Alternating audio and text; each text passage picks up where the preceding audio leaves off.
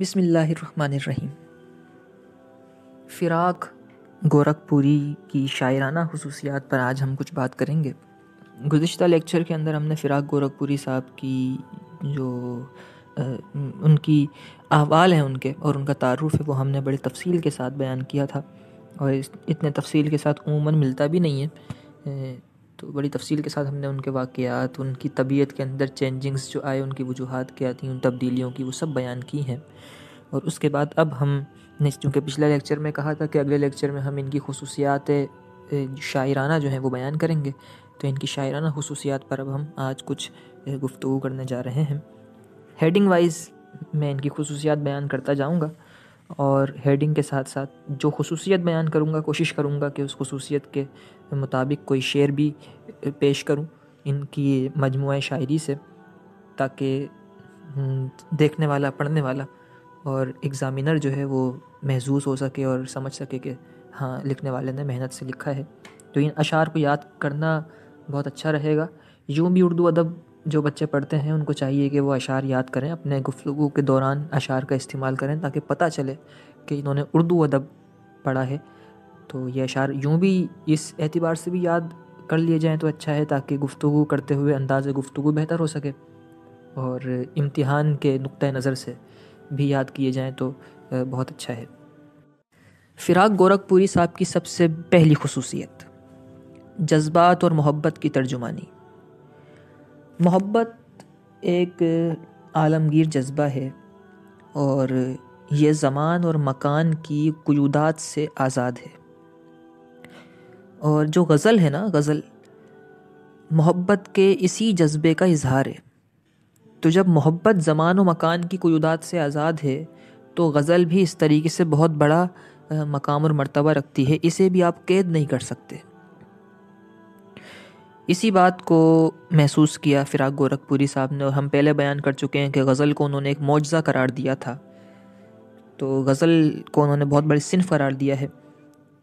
اسی لیے وہ اپنی جو ان کا گہرے جذبات ہیں، درد کی جو کیفیات ہیں اور حسرت کا جو خزانہ ان کے اندر پوشیدہ ہے، بیان کی ندرت، وہ اس طرح بیان کرتے ہیں کہ ان کی بات دلوں میں اتر جاتی ہے، اور دلوں میں اترنے کے بعد ایک جمالیاتی حسن پیدا کر دیتی ہے۔ تو یہ جذبات اور محبت کی ترجمانی کرتی ہے ان کی شاعری۔ میں چند شعر اس متعلق پڑھ دوں۔ ایک مقام پہ لکھا انہوں نے کہ پھر آج اشک آنکھوں میں کیوں ہیں آئے ہوئے، پھر آج اشک آنکھوں میں کیوں ہیں آئے ہوئے، گزر گیا ہے زمانہ تجھے بلائے ہوئے۔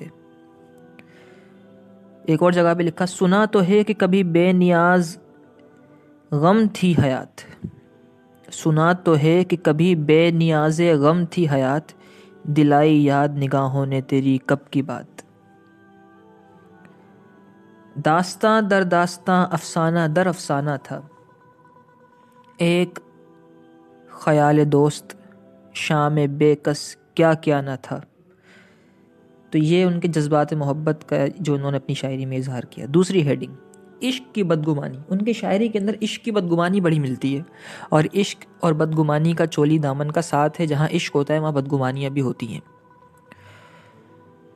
تو یعنی کہ محب جو ہے وہ محبوب کے متعلق کبھی کبھی بدگمانی کر بیٹھتا ہے کہ اس کی نظر فلاں طرف اٹھ گئی، اس نے فلاں سے بات کر لی، تو یہ بدگمانی عشق کے اندر چلتی ہے۔ تو عشق اور بدگمانی کا چولی دامن کا ساتھ ہے۔ ایک مقولہ بڑا مشہور ہے اردو ادب کے اندر، ایک عشق ہزار بدگمانی، یعنی عشق اگر ایک ہوتا ہے تو اس کے ساتھ 1000 بدگمانیاں بھی آتی ہیں۔ فراق کے یہاں یہ بدگمانیاں بہت ہی زیادہ ہیں، حتیٰ کہ ان کی شاعری کے اندر بھی جھلکتی ہیں۔ ایک مقام پہ اسی بدگمانی کا تذکرہ کرتے ہوئے لکھتے ہیں کسی کے مکمل ملنے سے گزرتے ہیں گماں کیا کیا، کسی کے کھل کے ملنے سے گزرتے ہیں گماں کیا کیا، تمنا ہے کہ ملتا مجھ سے کوئی بدگماں ہو کر۔ پھر پڑھ دوں شعر، کسی کے کھل کے ملنے سے گزرتے ہیں گماں کیا کیا، تمنا ہے کہ ملتا مجھ سے کوئی بدگماں ہو کر۔ تو یہ بدگمانی کا تذکرہ انہوں نے اپنی شاعری میں اس طرح کیا ہے۔ تیسری ہیڈنگ ہے خودداری عشق۔ عشق دراصل سپردگی کا نام ہے۔ جب عشق ہوتا ہے تو عاشق اپنے آپ کو اپنے معشوق کے سپرد کر دیتا ہے، اس کی انگلیوں پر وہ چلنا شروع کر دیتا ہے اور اس کے اشاروں پر وہ چلنا شروع کر دیتا ہے۔ لیکن عشق کے اندر کوئی خودداری بھی قائم رکھے اپنی، تو یہ بہت بڑے ظرف کی بات ہوتی ہے کہ عاشق بھی ہو اور اس کی خودداری بھی قائم رہے۔ عشق کے اندر خودداری یہ غالب کا طرہ امتیاز ہے۔ مرزا اسد اللہ خان غالب نے عشق بھی کیا اور بڑے پائے کا عشق کیا، اور ساتھ ساتھ ان کی خودداری بھی قائم رہی۔ اسی خودداری کا کچھ رنگ فراق گورکھپوری صاحب کی شاعری کے اندر بھی ملتا ہے کہ انہوں نے مکمل طور پہ اپنے آپ کو معشوق کے سپرد نہیں کیا تھا، اپنے محبوب کے سپرد نہیں کیا تھا، ان کی خودداری قائم تھی۔ تو اسی خودداری کا اظہار کرتے ہوئے ایک مقام پہ انہوں نے لکھا ہے، وہ کیا غم ہے کہ جو چاہے وہی غمخوار ہو جائے، وہ کیا غم ہے کہ جو چاہے وہی غمخوار ہو جائے، نگاہ دوست بھی کیوں محرم اسرار ہو جائے۔ چوتھی ہیڈنگ، استعارات و تشبیہات کی ندرت اور حسن۔ فراق کے کلام کی ایک نمایاں خصوصیت یہ ہے کہ وہ نادر قسم کے استعارات اور تشبیہات کو استعمال کرتے ہیں۔ ان کا پختہ ادبی ذوق ان تشبیہات کو اتنا پرکیف بنا دیتا ہے کہ کوئی عام شاعر ان چیزوں کی، ان خصوصیات کی تقلید اس کے لیے ناممکن سی بات لگتی ہے، یعنی بہت اونچے مقام پر جا کر وہ شعر لکھتے ہیں۔ تو میں ایک مثال پیش کر دوں ان کی استعارات و تشبیہات کی۔ ایک مقام پہ لکھتے ہیں، یہ تیرگی، یہ ابتری، یہ نکہتیں، یہ مستیاں۔ تیرگی کہتے ہیں رات کی تاریکی کو، رات کے اندھیرے کو، اور ابتری کہتے ہیں بدتر حالت کو، نکہتیں کہتے ہیں خوبصورتی کو، اور مستیاں مستیاں ہیں۔ اور کہتے ہیں کہ یہ تیرگی، یہ ابتری، یہ نکہتیں، یہ مستیاں کہ کھل پڑی ہوں جس طرح وہ زلف عنبریں کہیں، فراق زیر سما چمک بھی ہے دھواں بھی ہے کہ جیسے اٹھ رہی ہو وہ نگاہ سرمگیں کہیں۔ تو یہ انہوں نے استعارات و تشبیہات کا اس طرح خوبصورت انداز میں استعمال کیا ہے۔ پانچویں ہیڈنگ، چھوٹی بحر کا استعمال۔ وہ چھوٹی چھوٹی بحروں میں شاعری زیادہ کیا کرتے تھے۔ چھوٹی بحر کا مطلب یہ ہے کہ مصرعے کے اندر الفاظ کم ہوتے تھے اور مطلب بہت لمبا شعر نہیں ہوتا تھا، کم الفاظ کے اندر وہ لکھتے تھے، لیکن سادگی بہت ہوا کرتی تھی ان کی شاعری میں۔ تو یہ چھوٹی بحریں اپنا ہی ایک نیا حسن پیدا کرتی تھیں۔ تو میں ان کی یہاں پر ایک چھوٹی بحر میں لکھی ہوئی غزل کے کچھ شعر بطور مثال بیان کر دیتا ہوں۔ دیکھ محبت کا یہ عالم، دیکھ محبت کا یہ عالم، ساز بھی کم ساز بھی کم کم سوز بھی کم کم۔ دیکھ محبت کا یہ عالم، ساز بھی کم کم سوز بھی کم کم، یہ شیرازہ دل کا ہے عالم، یکجا یکجا برہم برہم، حسن گلستاں شعلہ و شبنم، سوزاں سوزاں پرنم پرنم۔ تو اس طریقے سے انہوں نے یہ چھوٹی بحروں میں اشعار لکھے ہیں۔ چھٹی ہیڈنگ، آفاقیت۔ فراق کا میں نے پہلے ان کے تعارف میں بیان کیا کہ وہ انسان کو عالم اصغر کہا کرتے تھے اور پوری جہان کو، دنیا کو عالم اکبر کہا کرتے تھے۔ لیکن جب وہ شاعری کرنے کے لیے بیٹھتے ہیں تو اپنی ذات سے نکل کر، اپنی ذات کے وجود سے نکل کر پوری کائنات پہ نظر ڈالتے ہیں اور پھر اپنے جذبات کا حوالہ پیش کرتے ہیں، اپنے جذبات کو بیان کرتے ہیں۔ تو اس متعلق ان کی آفاقی شاعری کے حوالے سے کچھ شعر بیان کرتے چلیں۔ کہتے ہیں کہ سنگ و آہن بے نیاز غم نہیں، سنگ و آہن بے نیاز غم نہیں، دیکھ ہر دیوار و در سے سر نہ مار۔ یعنی سنگ کہتے ہیں پتھر کو، آہن کہتے ہیں لوہے کو۔ آپ کہہ رہے ہیں کہ عاشقوں کو چاہیے کہ دیواروں سے اور لوہوں سے سر مار کے اپنے آپ کو نقصان نہ پہنچائیں، کیونکہ اس طریقے سے ان کو تو نقصان پہنچے گا ہی، ساتھ میں دیواروں کو بھی نقصان پہنچے گا اور ان لوہوں کو بھی نقصان پہنچے گا۔ تمہیں خود تکلیف ہے تو ان لوہوں اور ان دیواروں پہ سر کیوں مارتے ہو، کیوں انہیں وہ دیتے ہو، دکھ اور غم دیتے ہو؟ ایسا تو نہیں ہے کہ صرف غم تمہیں ہی لاحق ہے، ان چیزوں کو غم لاحق نہ ہو، غم تو ہر چیز کو لاحق ہوتا ہے۔ تو یہ ان کی شاعری کی آفاقیت ہے کہ وہ صرف اپنے آپ کو نہیں دیکھتے بلکہ دنیا کی ہر چیز پر ان کی نظر ہوتی ہے۔ پھر سے شعر پڑھ دیتے ہیں تاکہ سمجھ میں اچھی طرح آ جائے۔ سنگ و آہن بے نیاز غم نہیں، دیکھ ہر دیوار و در سے سر نہ مار۔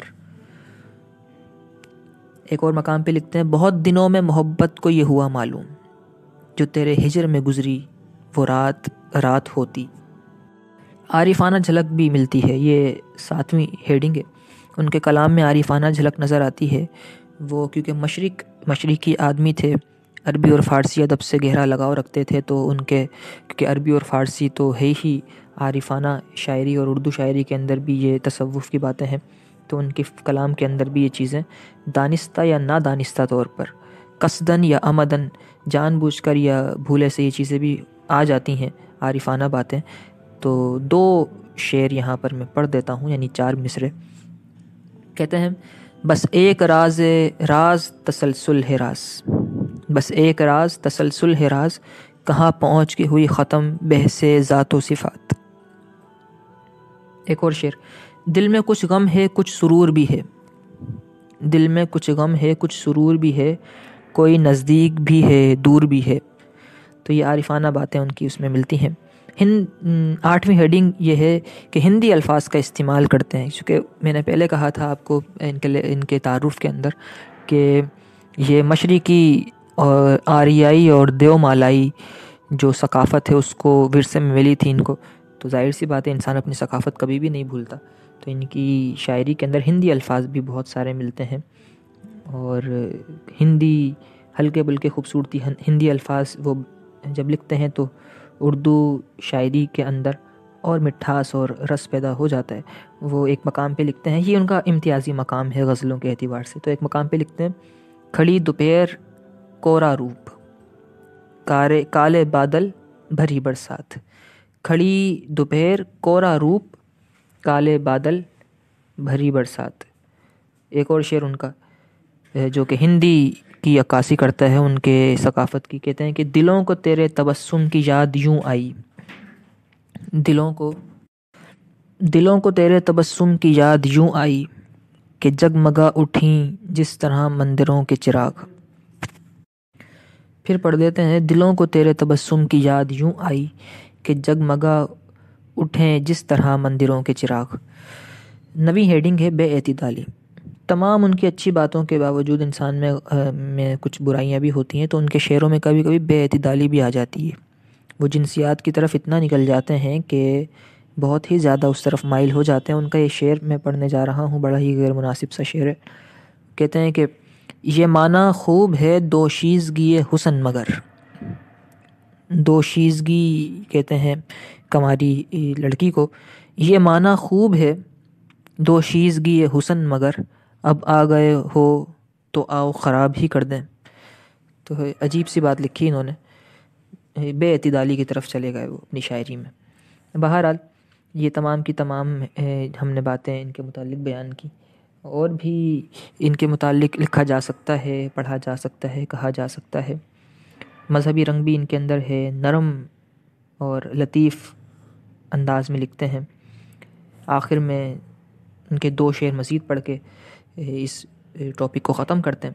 کہتے ہیں کہ کہیں چراغ کہیں گل کہیں دل برباد، کہیں چراغ کہیں گل کہیں دل برباد، خرام ناز نے فتنے دکھائے ہیں کیا کیا۔ دوسرا شعر، نہ کوئی وعدہ نہ کوئی یقین نہ کوئی امید، مگر ہمیں تو تیرا انتظار کرنا تھا۔ اسی کے ساتھ ساتھ ہمارا یہ فراق گورکھپوری صاحب کا جو سوال تھا، ان کی شعری خصوصیات تھیں، وہ مکمل ہوئی۔